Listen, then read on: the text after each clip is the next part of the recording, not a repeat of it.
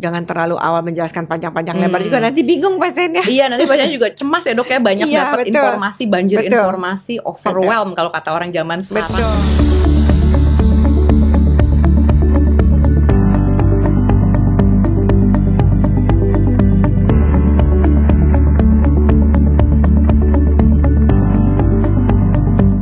Assalamualaikum warahmatullahi wabarakatuh. Selamat siang para sobat sehat RSCM dimanapun Bapak Ibu berada.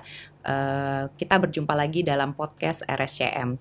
Kali ini bersama saya Marta Rosana, dokter spesialis penyakit dalam di Rumah Sakit Cipto Mangunkusumo.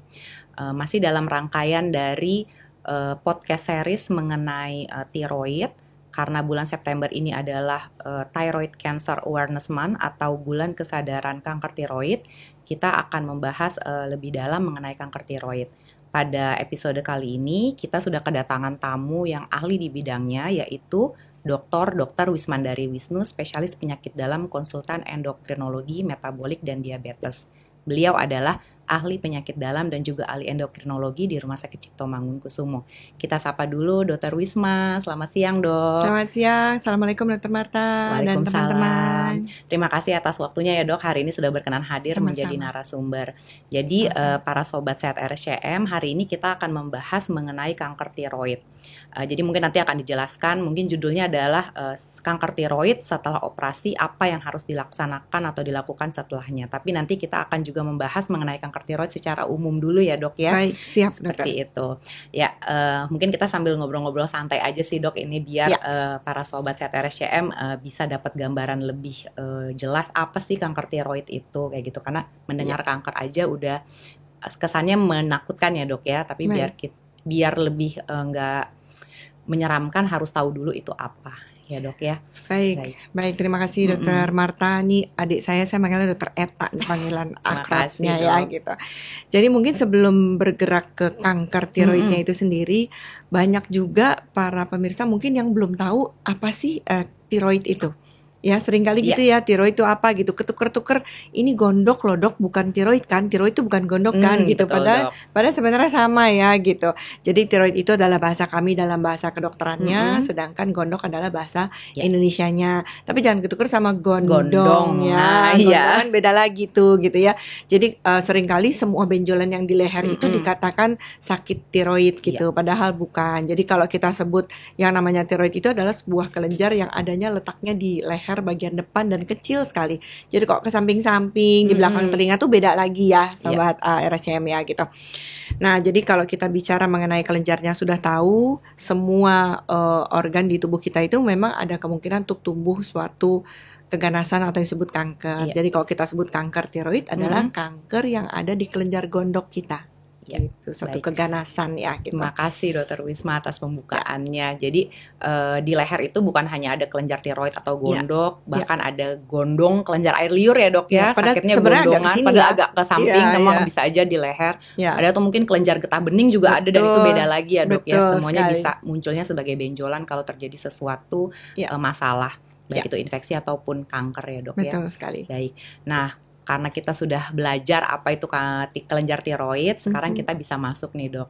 Jadi kanker tiroid itu kan keganasan atau kanker pada tiroid. Mungkin Dr. Wisma bisa menjelaskan kanker tiroid itu apa sih, terus apakah ada jenis-jenisnya begitu, Dok? Baik, terima kasih Dokter Eta. Jadi kanker tiroid itu sebenarnya bukan sesuatu yang jadi kalau ada benjolan langsung kanker gitu, tidak gitu. Jadi kalaupun ada benjolan di tiroidnya atau kita sebut sebagai nodul tiroid ya kalau bahasa kita nih, itu tidak selalu kanker. Bahkan kemungkinan kankernya pun kecil sekali gitu ya. Nah, dengan kemungkinan kecil ini kita bermaksud walaupun ini bulan kesadaran tiroid gitu, tapi kita nggak perlu takut langsung bahwa kalau ada benjol pasti tiroid gitu ya. Nah, gimana caranya? Ya kita pastikan dulu benjolan tiroid ini adalah sebuah keganasan, sebuah kanker atau bukan. Kalau memang terbukti setelah diagnosis ini memang kanker tiroid sendiri ada 4 macam secara garis besar. Ada 4 ya, nama-namanya ya, gitu. Nama-namanya ada yang pertama yang paling sering itu adalah kanker papiler, tiroid papiler ya. Kemudian itu 70-80% tuh kanker tiroid itu yang ini jenisnya gitu ya. Yang kedua folikuler, ini mulai lebih jarang, 20% kira-kira. Kemudian yang meduler, ini lebih jarang lagi, cuma sekitar 5%-an gitu ya. Dan anaplastik yang paling jarang orang itu 2%. Okay. Tapi kita sendiri nih Dokter Eta di RSCM, karena RSCM itu adalah sebuah rumah sakit rujukan nasional, rumah sakit pusat rujukan nasional gitu ya.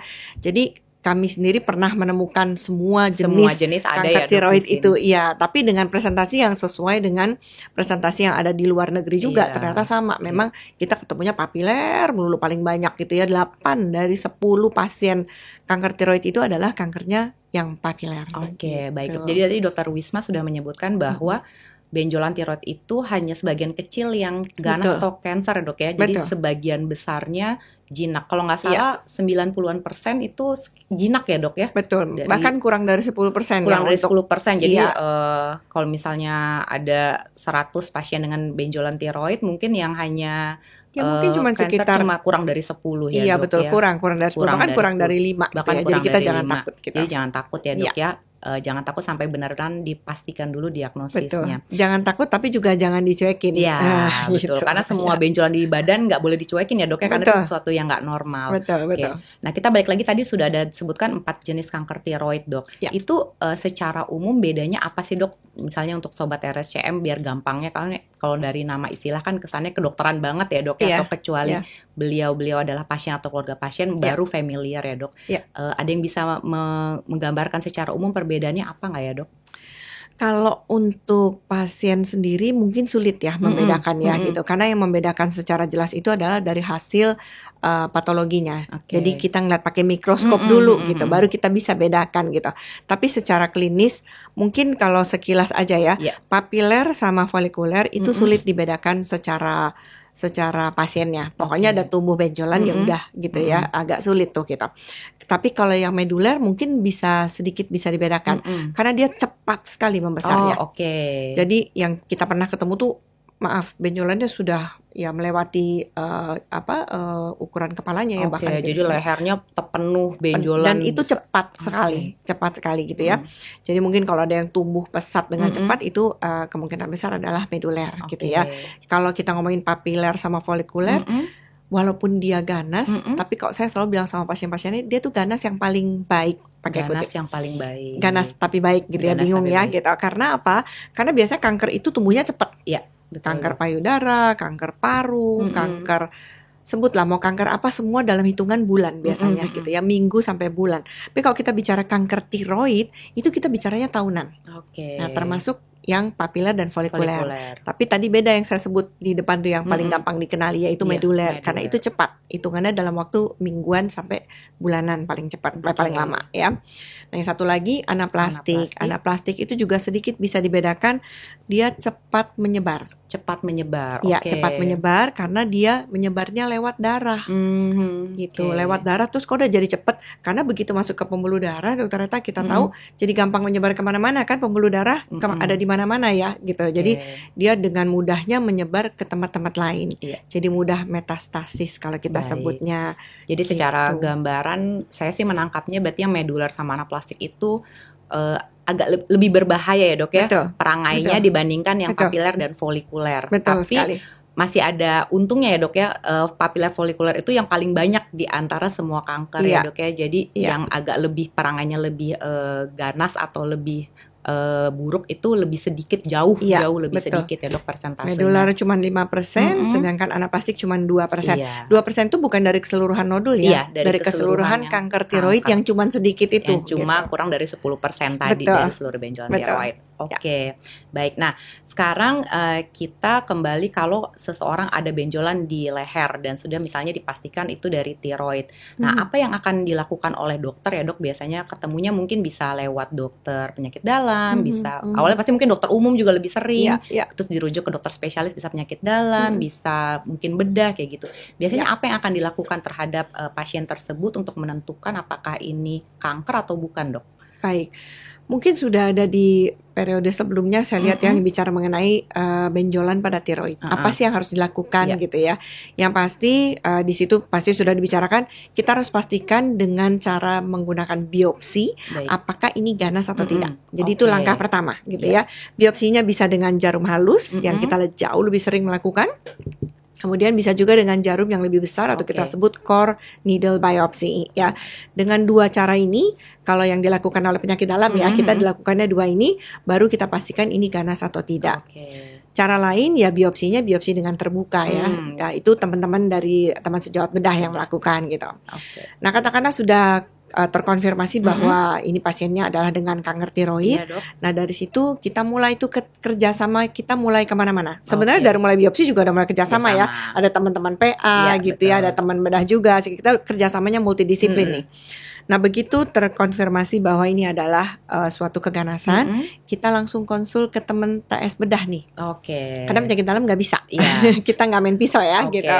Berarti dioperasi ya dok ya tiroidnya. Nah, operasinya itu apakah cuma diambil benjolannya aja dok, atau tiroid yang terkena aja, atau semua tiroidnya dok? Iya, beberapa pasien bahkan mengatakan diobatin aja dok, gitu ya. Banyak nggak pasien-pasien dokter ternyata mungkin pernah juga ada yang minta begitu gitu ya. Kalau ada mas saya juga mau ya gitu. Ada kanker yang bisa diobatin pakai obat aja. Tapi sayangnya pada posisi kanker sebagian besar itu memang tidak bisa dengan obat minum atau obat suntik saja ya gitu. Kalau suntik maksudnya dengan kemo gitu. Jadi memang banyak sekali yang harus terpaksa dioperasi dulu, dalam arti dibuang. Nah, kalau kita bicara kanker tiroid, dibuang tuh artinya dibuang dua-duanya. Ya, sebagian besar akan diambil dua-duanya yang kita sebut sebagai total tiroidektomi ya. Nah, total tuh artinya kita punya dua nih, kanan dan kiri, dua-duanya diambil gitu. Tapi sebenarnya ada cara lain juga, nggak harus dua-duanya. Pada kondisi-kondisi tertentu itu bisa diambil cuman sebelah aja. Lobektomi namanya gitu. Pasiennya masih muda, dianggap ganasnya juga nggak terlalu ganas gitu ya. Kita bisa pertimbangkan untuk dilakukan lobektomi saja gitu. Tapi pokoknya satu sih, operasi, sama-sama yang operasi. Penting operasi, tapi tipe operasinya total atau hanya sebagian nanti ditentukan oleh jenis kankernya ya dok. Jenis kankernya dan judgment atau apa dari teman-teman TS bedah ya gitu. Karena ada scoringnya ya gitu. Baik dok. Nah, kalau misalnya sudah operasi nih dok, apa yang harus dilakukan? Apakah dok udah diangkat kok, udah hilang, jadi saya harus udah nggak usah khawatir lagi gitu, udah hilang, atau masih ada terusannya dok? Misalnya kalau kanker itu kan ada yang lanjut kemoterapi, mungkin ada yang bisa dengarnya di radiasi. Nah, kalau pada kanker tiroid itu seperti apa dok? Baik, kanker tiroid ini agak beda dibanding kanker-kanker lain gitu ya. Jadi tidak ada kemoterapi. Kenapa nggak ada? Karena memang dia tidak sensitif atau nggak mempan dengan kemoterapi. Radiasi yang biasa dilakukan oleh teman-teman radioterapi terhadap kanker-kanker lain ini juga nggak bisa. Dia juga nggak mempan atau tidak radiosensitif gitu terhadap kanker tiroid ini, nggak mempan gitu ya, nggak bisa gitu. Nah, jadi yang kita lakukan adalah setelah operasi kita harus yakin bahwa memang sudah bersih. Tidak ada lagi sel kankernya gitu ya. Kita ambil yang paling umum yaitu yang pasca total tiroidektomi. Jadi sudah habis. Ada satu pemeriksaan untuk meyakinkan selain pertama sudah habis atau belum, yang kedua ada penyebaran atau tidak, gitu. Nah, untuk meyakinkan itu dilakukan satu pemeriksaan yang kita sebut sebagai whole body scan. Ya, atau kalau orang-orang nyebutnya WBS gitu ya. Padahal itu bahasa Inggris sebenarnya ya. Whole body scan artinya di scan seluruh badan, gitu. Dilihat seluruh badan, adakah penyebaran di tempat lain selain di tiroid? Karena kan tiroidnya udah diambil. Harusnya nggak boleh ada lagi tuh jaringan tiroid di seluruh badan kita untuk kanker-kanker ini. Jadi kalau ada, nah baru ada terapi selanjutnya. Yang kita sebut mungkin dengan terapi ablasi. Ablasi, nuklir, apalagi istilahnya dok, ternyata untuk teman-teman yang suka denger ya. Ya ada radioablasi. Radioablasi yang suka didengar teman-teman ini ya. Terapi nuklir kayaknya serem ya. Tapi mungkin kalau udah tahu caranya ternyata begitu aja. Ya mungkin nanti juga Sobat RSCM bisa mengikuti dalam series ini juga kita ada pembahasan terpisah mengenai whole body scan dan terapi ablasi ini dok. Ya, jadi kita cari tahu dulu ada sisa atau enggak, atau ada penyebaran setelah operasi. Nah, setelah itu, dok, saya ngebayanginnya kan kelenjar tiroid itu pabriknya hormon tiroid ya, dok. Kalau di operasi total kan berarti pabriknya diangkat semua. Betul. Berarti harus dapat hormon dari luar ya dok ya diganti. Nah betul. mungkin dokter Wisma bisa menjelaskan nih dok bagaimana, apakah memang harus segera diberikan, terus evaluasinya seperti apa, berarti apa pasien harus cek lab rutin dan sebagainya dok? Baik, kalau secara logika tadi kalau pabriknya udah diambil ya berarti kan produksinya tidak ada. Kalau produksi tidak ada ya artinya harus dikasih dari luar ya. Dikasih dari luar, saya selalu bilang sama pasien-pasien saya, jangan anggap ini sebagai obat. Tapi ini adalah merupakan hormon yang saat ini Anda tidak bisa produksi lagi gitu. Harusnya bisa produksi sendiri. Nah, itu udah nggak bisa. Jadi terpaksa disuplai dari luar. Jadi karena beberapa pasien kalau minum ini terus nanti ginjal saya gimana gitu ya. Khawatirannya itu ya dok, kalau mau minum sesuatu dari luar secara rutin itu. Jadi pengertian ini sebaiknya harus dijelaskan sejak awal sebelum operasi. Jangan sampai pasiennya ngerasa udah dioperasi kok tetap harus minum obat gitu. Jadi ini bukan obat, kalau kita boleh istilahkan ya ini hormon yang memang harus dikonsumsi karena Anda tidak punya lagi. Jadi ini harus segera diberikan kalau dia total tiroidektomi. Berarti kalau sudah habis semua diambil langsung diberikan. Iya, karena kebayang emang nggak punya lagi gitu ya. Tapi kalau dia lobektomi atau cuma sebelah, sebagian besar sih memang tidak perlu disupport dari luar, tidak perlu ada supply gitu ya. Gitu. Berarti kalau yang sudah total tiroidektomi harus dapat hormon tiroid dari luar. Berarti seumur hidup ya dok ya. Betul. Dalam kanker tiroid sendiri, dosisnya itu akan tetap terus sama, kemudian apakah harus dipantau rutin setiap bulan atau beberapa bulan sekali dok untuk kadar hormonnya dok? Ya ini yang juga supaya Sobat RSCM bisa mengerti bahwa kalau kita dalam terapi yang kita sebut sebagai terapi supresi, itu artinya harus sering kontrol. Karena dosisnya suka naik turun dokter Eta. Gitu ya. Banyak yang mempengaruhi. Yang pertama tentu kita berdasarkan target TSH-nya. Target TSH ini beda-beda nih. Untuk tiap pasien itu ada pertimbangannya, ada hitungannya sehingga Anda perlu dosis sebanyak apa sehingga target TSH-nya tercapai. Baik. Gitu. Jadi intinya walaupun sudah operasi, terus kemudian misalnya sudah di scan tadi katanya WBS bersih, tetap harus dipantau untuk pemberian hormon tiroid dengan kadar supresi TSH namanya ya dok ya. TSH itu kalau nggak salah dia harus ditekan karena kalau dia masih tinggi bisa memicu lagi resiko sel kanker tiroidnya untuk tumbuh lagi ya dok ya. Makanya harus ditekan ya dok ya. Makanya kalau risikonya makin tinggi harus lebih ditekan.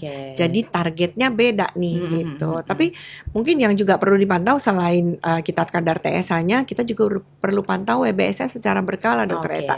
Kalau sekarang tidak ada sisa, belum tentu 1 tahun lagi tidak ada sisa juga. Karena ini sifat kanker adalah tetap masih mungkin untuk tumbuh kembali. Gitu. Prinsipnya sebenarnya umum seperti kanker apapun ya dok ya, harus dengan surveillance atau pengawasan pemantauan berkala selama beberapa tahun ke depan. Nanti kalau makin bagus dalam 2 tahun, setahun bagus, setahun lagi bagus, setelah 3 tahun berturut-turut bagus, kita bisa panjangkan sedikit. Makin lama makin jarang ya dok ya. Tapi harus tetap dipantau. Karena daripada tahu-tahu kebablasan, tahu-tahu muncul lagi ya dok ya, kita nggak mau kayak gitu. Baik dok, jadi tadi setelah operasi udah dapat hormon tiroid dari luar, terus menekan TSH juga, WBS, kemudian ablasi.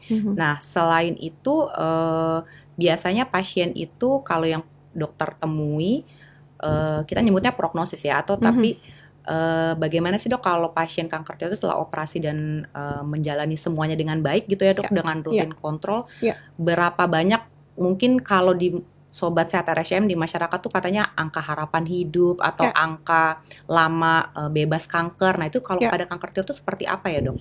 Ya ini berita gembira sebenarnya buat teman-teman yang didiagnosis kanker tiroid, karena sebenarnya prognosisnya atau angka harapan hidup ke depannya itu bagus sekali, lebih dari 90%.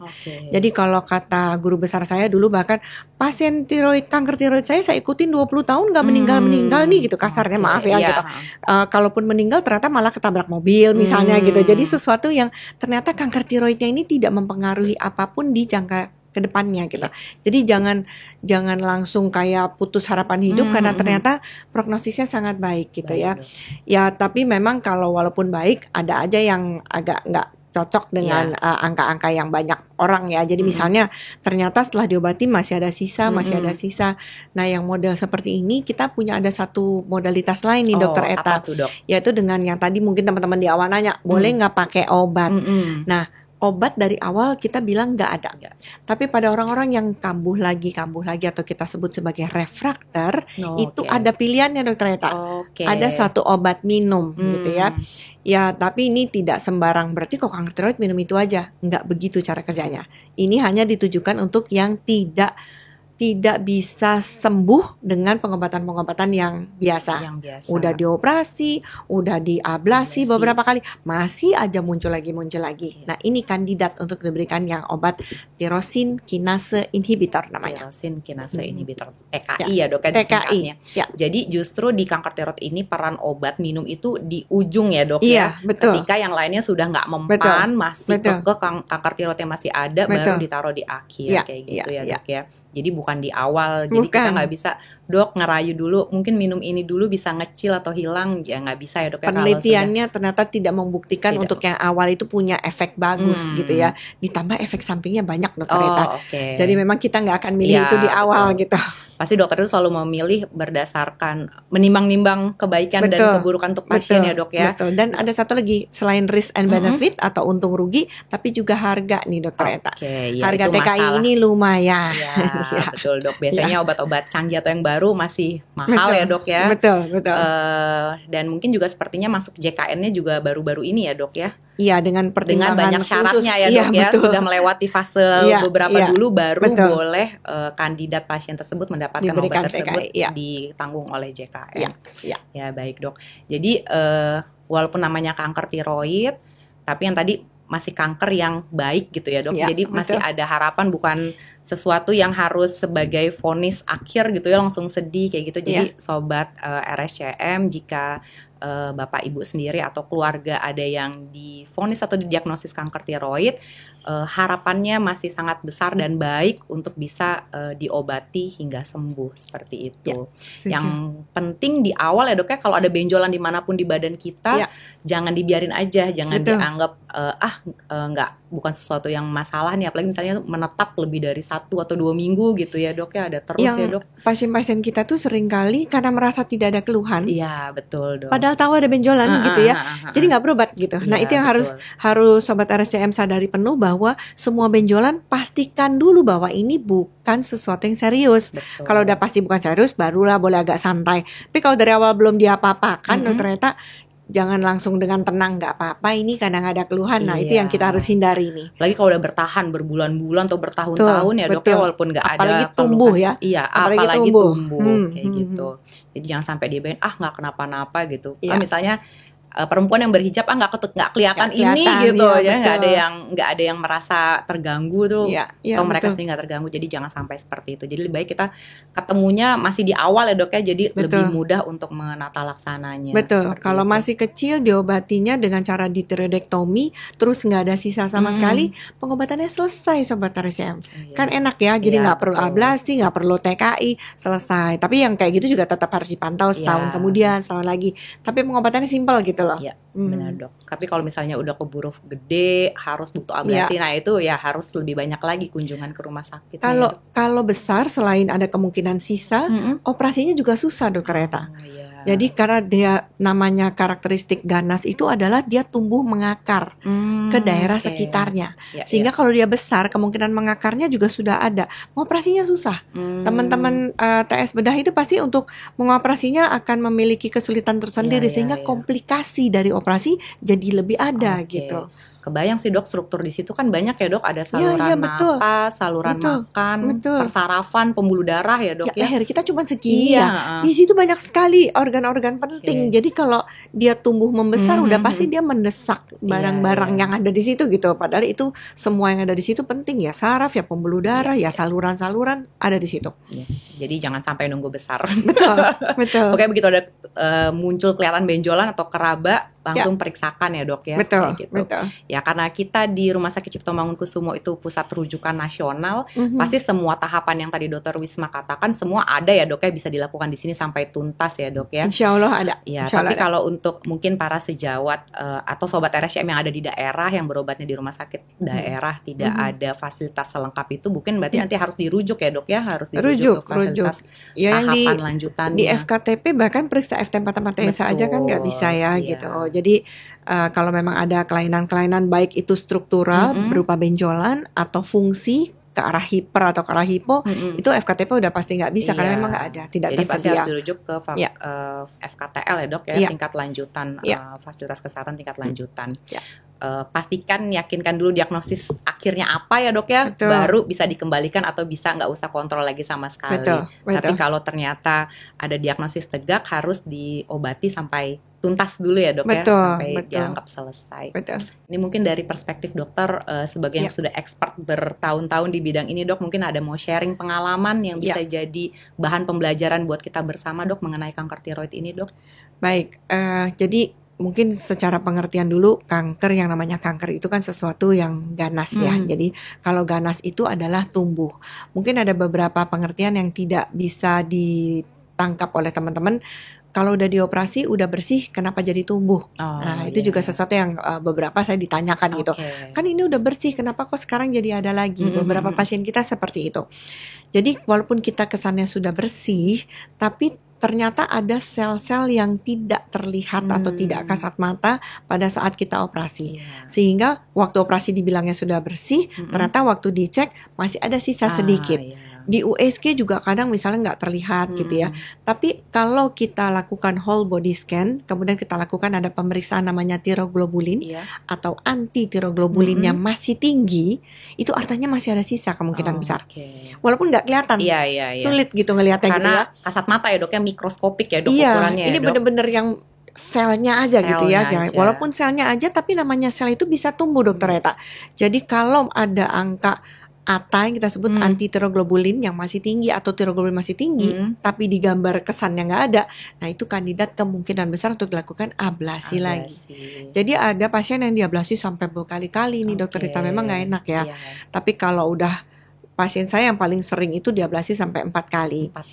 Karena dulu kandidat untuk TKI juga nggak ada tuh BPJS, harus beli sendiri, harganya sampai 10 juta ke atas gitu ya. Jadi lumayan berat kan gitu ya. Jadi kalau misalnya sekarang ini begitu udah 2-3 kali, oke ini sepertinya bisa nggak untuk kandidat TKI gitu.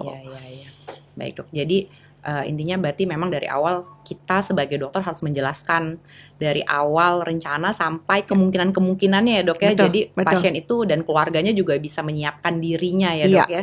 Jadi jangan kita bikin kaget-kaget gitu kayak kita bikin algoritma, jika ini maka ini, jika ini maka itu. Walaupun saat ini belum pasti nih Bu, Pak ada di titik mana, tapi paling nggak sudah dapat gambarannya ya dok ya, seperti itu. Pasien saya mah baru mau biopsi aja udah nanya sampai gitu. Kalau kanker diapain nih dok? Kalau ininya gimana dok?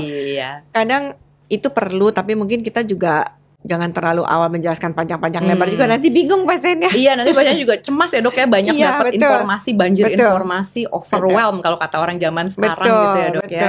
Jadi, dengerin ini aja dulu deh podcastnya secara sekilas. Benar-benar bermanfaat. Seriesnya banyak nih dok tentang tiroid ini dok. Jadi pasti sangat berguna. Kayak nggak kerasa sih dok, sebenarnya kita udah ngobrol-ngobrol lumayan lama mengenai kanker tiroid ini.